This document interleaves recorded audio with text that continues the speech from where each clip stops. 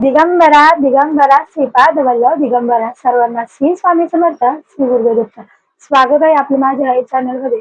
आजचा दिवस तुम्हाला सुखाचा समृद्धीचा जाव स्वामी महाराजांच्या मी प्रार्थना करते आणि आपल्या व्हिडिओला सुरुवात करते.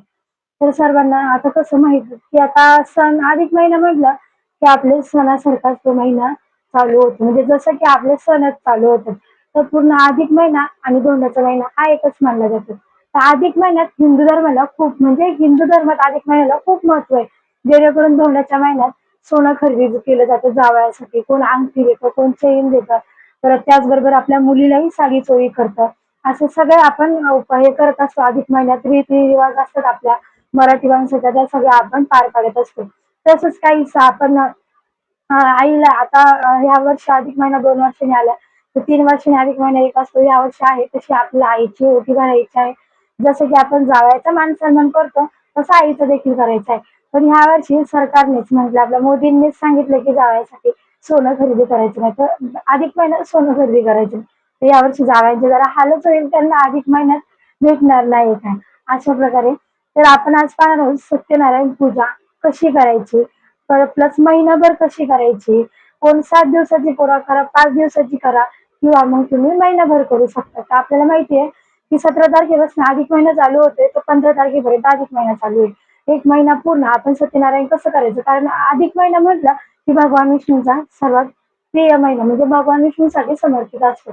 मग जसं की माता लक्ष्मीला भगवान विष्णूची सेवा खूप प्रिय असते, तसंच काहीच आपल्याला अधिक महिन्यात कशी पूजा मांडायची आणि महिनाभर कसं आपण ती पूजा एकाच जागी ठेवायची याची सगळी माहिती घेणार आहोत. सर्वांना श्री स्वामी समर्थ श्री गुरुदेव दत्त. तर आपण 14 तारखेला सॉरी 17 तारखेपासून आपल्याला पूजा मांडायची आहे.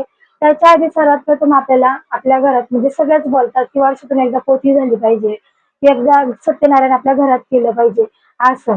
तर आपणच स्वतःचा दिंडोरी प्रणित तर्फे आपल्याला सर्वांनाच माहिती जे स्वामी सेवेकरी की कशी पूजा मांडणी करतो. कोण काही पौर्णिमेला करतं, प्रत्येक महिन्याच्या पौर्णिमेला आपण करत असतो. पण तसंच हे अधिक महिना पूर्ण संपूर्ण महिना आपल्याला पूजा करायची आहे. म्हणजे कोणाचा जर प्रॉब्लेम असेल, काय कोणाचं कर्ज बाजार असेल, कोणाच्या घरात लक्ष्मी नांदत नसेल, पैसा येतोय पण टिकत नाही, मी कमवतोय कुठे जातोय ते समजत नाहीये, प्लस आपला बिझनेस टाकलाय तर चालत नाहीये, प्रत्येक लक्ष्मीला हे करून प्रत्येक प्रॉब्लेम असतात प्रत्येक माणसाच्या आयुष्यात. तर आपल्याला त्याच्यासाठी आपला एक अधिक महिना त्या विष्णूसाठी समर्पित आहे. आपल्याला ही सेवा करायची आहे सत्यनारायण पूजेची. पूर्ण महिनाभर कशी करायची, तर आपल्याला 17 तारखेला संकल्प सोडवायचा आहे. तर संकल्प हा कसा सोडवायचा, तो उजव्या हातात आपल्याला पाणी घ्यायचं आहे. त्याचबरोबर अखंड अक्षदा, फुलं असेल तर फुलं घ्या, हळदी कुंकू हे आपल्याला सर्व उजव्या हातात घ्यायचं आहे. तुमचा जो काही संकल्प असेल की बाबा मी या गोष्टीसाठी पूर्ण महिनाभर सत्यनारायण पूजा करतो असं, तर तो संकल्प आपल्याला बोलायचा आहे तुमचा जो काय असेल तो. आणि त्यानंतर जे पाणी आहे ते आपल्याला ताम्हण्यात सोडून द्यायचंय. अशा प्रकारे आपल्याला पहिल्या दिवशी संकल्प करायचा असतो. तर आपल्याला चौरंग लागेल. साहित्य काय लागतं, चौरंग लागेल.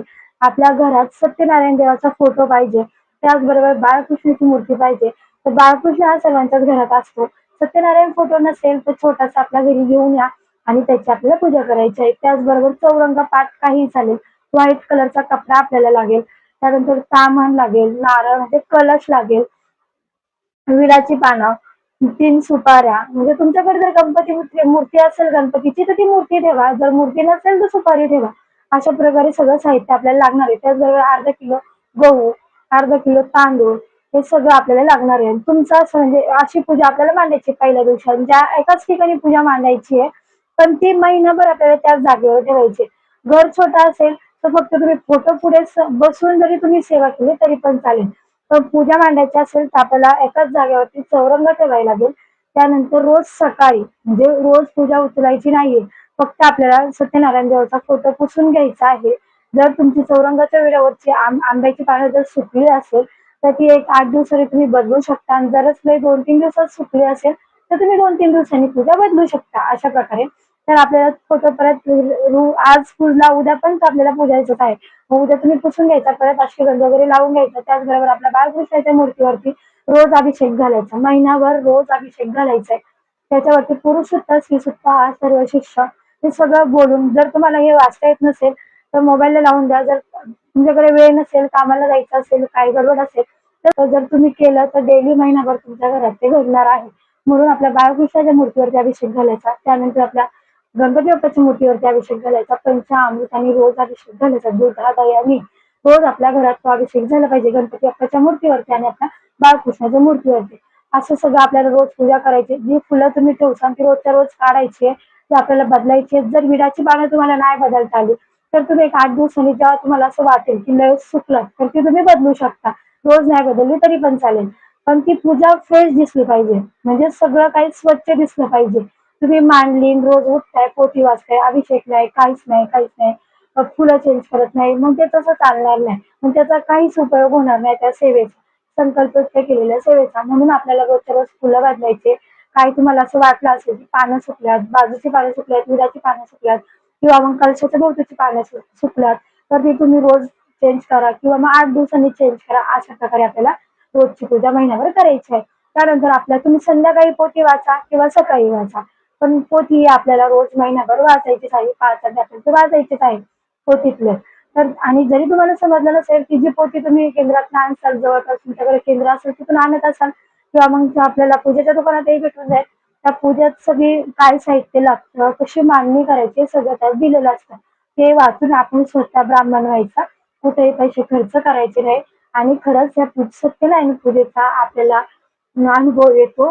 तुम्ही जर खरंच तुमच्या डोक्यावरती कर्ज असेल, लय म्हणजे कर्जाचं डोंगर असेल, पण ती सेवा केली ना तुम्हाला महिनाभरात अनुभव जाणवेल. फक्त सेवा ही श्रद्धेने करा, मनापासून करा. कोणत्याही सेवेचं फळ तुम्ही मनापासून केलं ना की ते लगेच भेटतं.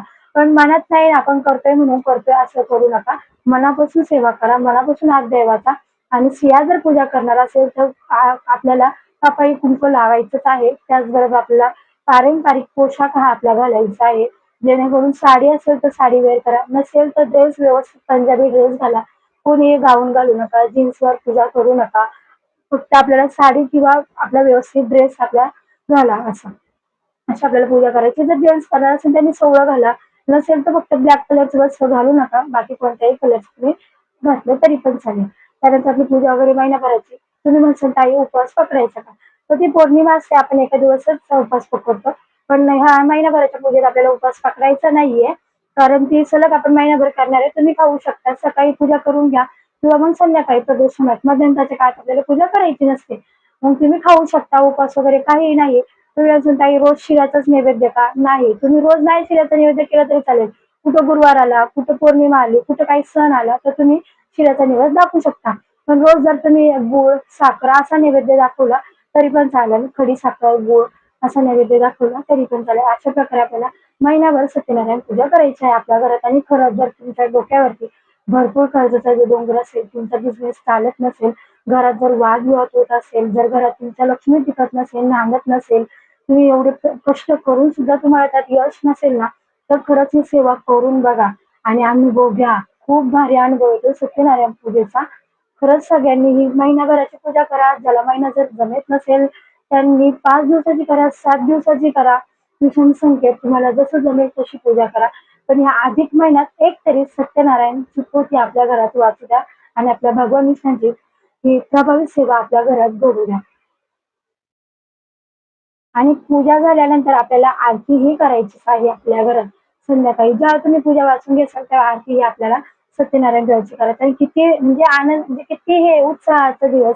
म्हणजे पूर्ण अधिक महिन्यात जे कोण महिनाभर पूजा करेल त्यांच्या घरात किती प्रसन्नतेचं वातावरण असेल. संध्याकाळी सत्यनारायण देवाची स्तुती होईल, त्यानंतर आपली आरती होईल, त्यानंतर आपलं स्त्रीसुत्त, पुरुषसुत्त, गणेशाचा गणपती आतरक्षीच्या सगळ्या सेवा कंटिन्यू पूर्ण अधिक महिना आपल्या घरात होईल. म्हणजे ते किती पुण्याचं काम आहे. आणि खरंच जर आपल्या भगवान विष्णूंची जर इच्छा असेल ना तर प्रत्येकाच्या घरात हे घडेल. फक्त आपण मनापासून, फक्त मनात इच्छा पाहिजे ही गोष्ट करायची. जर इच्छा नसेल ना तर कोणतीच गोष्ट होत नाही. फक्त मनात तुम्ही इच्छा ठेवा आणि आपण पूजेला सुरुवात करा. ही आपल्याला 17 तारखेपासून 15 तारखेपर्यंत कंटिन्यू करायची आहे. सर्वांना श्री स्वामी समर्थ, श्री गुरुदेव. भेटूया पुढच्या मिनी ब्लॉग, भेटूया पुढच्या ब्लॉग मध्ये. व्हिडिओ आवडला असेल तर लाईक करा, शेअर करा, सबस्क्राईब करा. सर्वांना श्री स्वामी समर्थ.